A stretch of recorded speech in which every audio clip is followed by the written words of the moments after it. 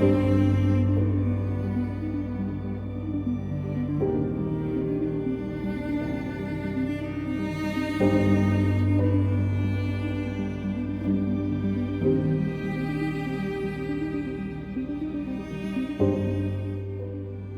the Dalit bed, when they came together, mother, father, energy, and creation, it's a sign of natural abundance. I love this. To give and to put and to set into place natural abundance. We should not be in lack whatsoever. We have natural abundance that mother and father have given to us. If we could just grasp a hold of that power that is all right here.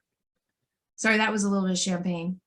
That was a little bit of champagne right there. And it's a symbol of generative propagation, a reproducible action of widely spreading and promoting an idea.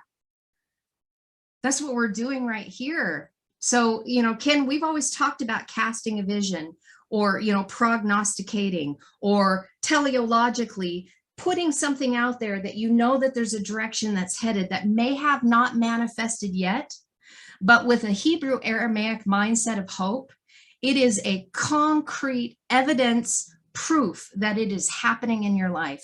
If we can wrap our minds around it, give gratitude and love in our heart, then all of a sudden, this potential manifestation of natural abundance comes into our field. And I'm speaking to myself right here, because I have dealt with lack my whole life, a perceived thing of lack. And this is saying, get out of that mindset.